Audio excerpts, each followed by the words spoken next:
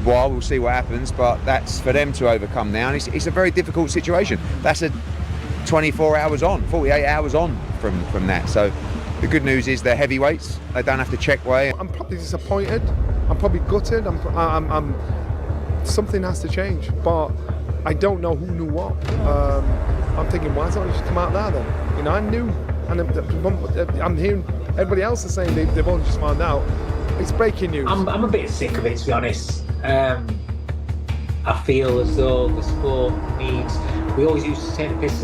When I was younger, I remember cycling had such a bad reputation. Everybody really cheap, and a really. Canelo Alvarez pulling out of the Terence Bud Crawford fight just days before the showdown has shaken the boxing world to its core. Fans, pundits, and insiders alike can't stop talking, and the reactions have been merciless. For many, the excuse Canelo gave about weight simply doesn't add up. To them, this was Canelo doesn't really want to fight Crawford, right? He's never really liked that fight. Of course. For a couple of reasons. One, he feels that he's going to get no credit because he's much bigger than him.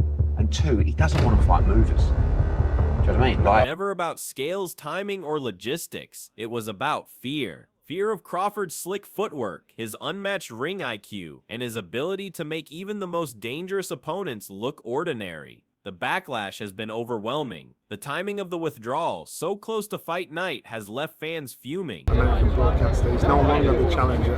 He's the A-side. Yeah. He's the one that can predict, and he's not the opponent. So he's going to make the most of the opportunity that he's in.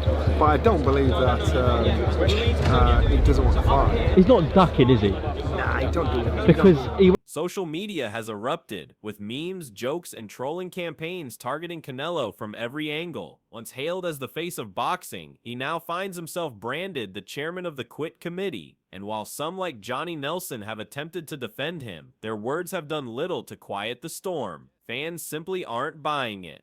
Dave Allen, never one to sugarcoat his opinions, summed up the situation. You know what? It's horrific to say I've quit. It's not horrific to say I'm quit. I'm chairman of the Quit Committee. I'm top quitter, I guess. Anyway. In his blunt, unforgiving style, quitting is quitting, and when a fighter pulls out so close to fight night, fans will see it as nothing else. Allen's words echo the frustration that has taken over social media, where Canelo is being ridiculed relentlessly. For many, this isn't just about one fight falling through, it's about the message it sends. But when you get involved in these kind of things, you have to just accept it. And everyone's bought into the fight. We all know the drama, the rivalry's real. And the message, as Allen bluntly put it, is that Canelo didn't want the smoke Crawford brings. Tony Bellew cut straight to the heart of the drama. The rivalry was real, the anticipation was sky high, and the world was ready to watch history unfold. Bellew pointed out that's exactly why Canelo's withdrawal feels like such a betrayal. Everyone bought into the buildup, from promoters to fans, and Canelo's... I can say a lot of negative things about Canelo's resume, but I won't. You know, I wanna, you know, pay homage to the fighters that he fought. And if he don't want to pay homage to the fighters I fought, if he think they nobodies, then come fight time, then I wonder what they're going to say. Sudden pullout turned all of that into chaos. Inside reports confirm promoters were livid. Lawsuits are being whispered about. Broadcasters feel sabotaged. And millions of dollars that were on the line now hang in limbo. And yet, while the noise around Canelo grows louder, Terence Crawford has handled the entire fiasco with pure class. No cheap shots, no wild accusations, just calm, measured respect. But make no mistake, his message was clear. He's ready, and he'll let his fists do the talking. Crawford's composure only strengthens his position in the eyes of fans. In contrast to Canelo's chaotic exit, Crawford looks like the consummate professional, the real fighter. Crawford's camp, meanwhile, has grown more confident than... Listen, I've always been strong on that. I've always been strong on the fact that I don't believe in giving them a second chance. You're basically saying, no 3 strikes and you're out. No 3 strikes and you're out. No. One, you fail a test and gone ski. Absolutely, because I just believe then that moving forward, people would think twice about doing it. If they think, well, you know what, I'll get a second chance anyway. You know. Never. Inside reports suggest they believe Canelo's decision proves what they already knew. Canelo never wanted to deal with Bud's adaptability and ring IQ. Spencer Oliver and Simon Jordan didn't hold back either. Their commentary has been as brutal as the memes, with both men insisting that pulling out days before such a massive event will always look like fear, no matter how you spin it. Promoter Frank Warren has been equally unforgiving. He called the situation a non-runner from the moment Canelo withdrew. His words only added fuel to the fire, confirming what many already suspected. This fight had been hanging by a thread, and Canelo's exit snapped it completely. Warren also shed light on the behind-the-scenes chaos, where promoters scrambled to salvage investments and broadcasters raged over lost millions. For fans, the picture was clear. The fight collapsed not because let the penny drop that the fight could never go forward, and some of the stuff that's come out since about people being, the ball being sued and something, it was just a non-runner. It's crazy. Because of logistics, but because of Canelo's decision to walk away. Legendary trainer Teddy Atlas delivered one of the sharpest takes. To him, Crawford is everything a true fighter should be, someone who embraces risk and seeks out the best available challenge. Canelo, by contrast, pulled back at the critical moment. Atlas reminded fans that Crawford trained, sacrificed, and sharpened himself for months, only to be left stranded. That, Atlas argued, is unforgivable in boxing. Fans don't forget when fighters duck challenges, and reputations are often worth more than belts. Indeed, the backlash against Canelo isn't just about this one fight, it's about what it represents. True fighters don't run, they don't. And what he wants to do. He wants to fight the best guy available. He was ready to fight the best guy available, the world champion fight. So give me the next best guy. Well, this guy, you sure? I mean, you want it? Yeah. Don't hide, and the trolling online reflects that truth. Canelo is being mocked as a man who avoided danger, while Crawford is praised for being ready to face anyone. Crawford's trainer, Brian Bomack McIntyre, didn't need to say much. His confidence spoke volumes. He pointed out that Crawford's gift is his adaptability. Bud starts steady, studies his opponents, then dismantles them piece by piece. That style is nearly impossible to prepare for in a few weeks, and insiders reveal Canelo's camp knew it. Reports suggest Canelo's team feared exactly this. Crawford's ability to adjust mid-fight and turn advantages into weaknesses. The trolling online reflects that same narrative. Fans believe Canelo wasn't ready for Crawford's storm, and Bomack's... Well, he's pissed off. I mean, he was a big fight. He's trained very hard. If you don't fight, you don't get paid. You imagine the cost involved in a training camp, booking places to set the camp up, bringing the sparring partners in, the nutritionists, the chefs, trainers and everybody, and you don't get paid. It's a massive loss. You can't insure it, or if you do, it costs a fortune to insure. But very, very disappointing. Subtle smile during interviews told its own story. They were prepared, confident, and ready to prove a point. Canelo's late withdrawal only made Crawford look like the hunter, the problem solver, the man champions secretly fear. Former world champion Duke McKenzie echoed what fans were already feeling. Crawford's confidence is unmatched. Moving up 2 weight divisions didn't intimidate him, it energized him, and that's why Canelo's decision stings so badly. While Bud was ready to defy the odds, Canelo walked away. McKenzie also pointed out the tactical nightmare Bud poses. He gains strength as he climbs divisions, but his speed, timing, and precision remain razor sharp. That combination is lethal for fighters like Canelo, who historically struggle against movers. Analysts whispered that Crawford looked sharper than ever in sparring, and McKenzie confirmed what many already suspected on points. Bud could very well have embarrassed. Nutrition is everything, got to, like I said, hitting on all cylinders. So by the time you step in that ring, it's easy picking.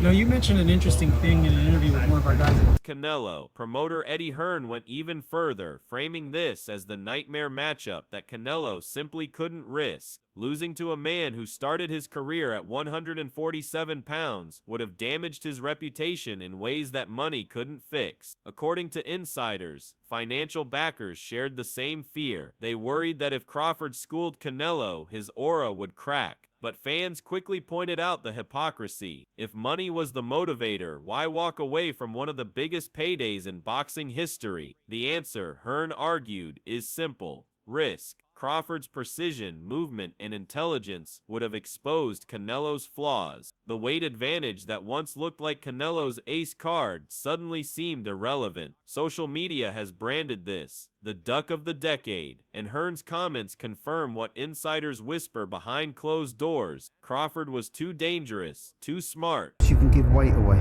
okay? But there's not a difference in class, in my opinion, in this fight. Canelo is not head and shoulders above Crawford in terms of class. If there is a class difference, it'll be in Crawford's favour.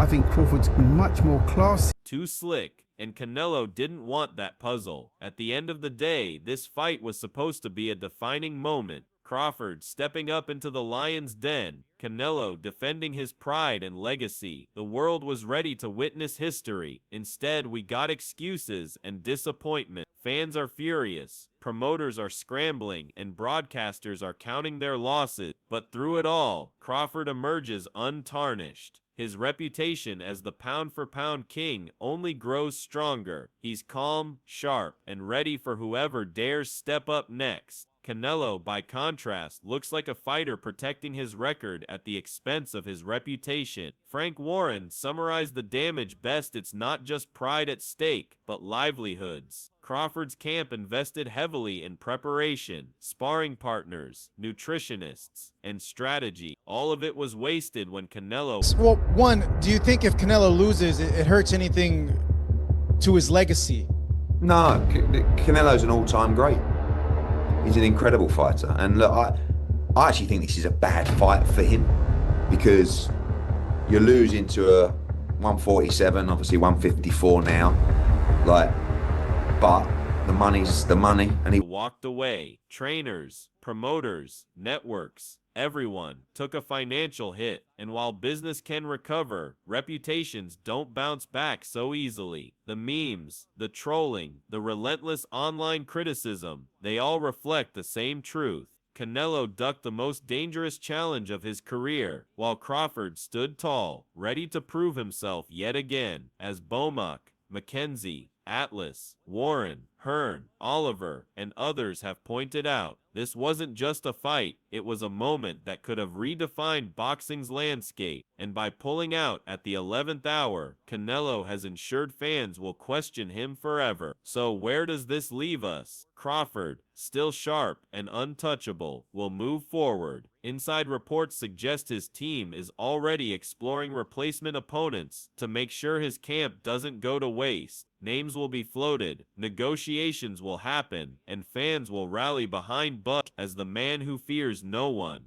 Canelo, however, faces a tougher road. His legacy is already decorated, but this episode threatens to overshadow it. For years, he was seen as the fearless warrior, the pound-for-pound king who fought anyone. Now, after pulling out of the Crawford fight, that image is under siege. Was this truly about weight and timing, or was it fear of Bud's movement and intelligence? That's the question fans are asking, and the one Canelo can't seem to answer. What's undeniable is the contrast. One fighter looks like a quitter, the other like a professional. One walks away mocked, the other celebrated. And in boxing, reputations are everything. Canelo may have protected his record, but Crawford protected his legacy, and in the eyes of the boxing world, that's what really matters. So now, the debate rages on. Does Crawford move on to another big name? Will Canelo eventually be forced back into the ring to silence the noise? Or has this saga already sealed their legacies in opposite directions? For now, the answer lies with the fans. Are you backing Crawford, or do you think Canelo shocks the world if he ever steps back up? One thing's certain, boxing won't forget this moment anytime soon.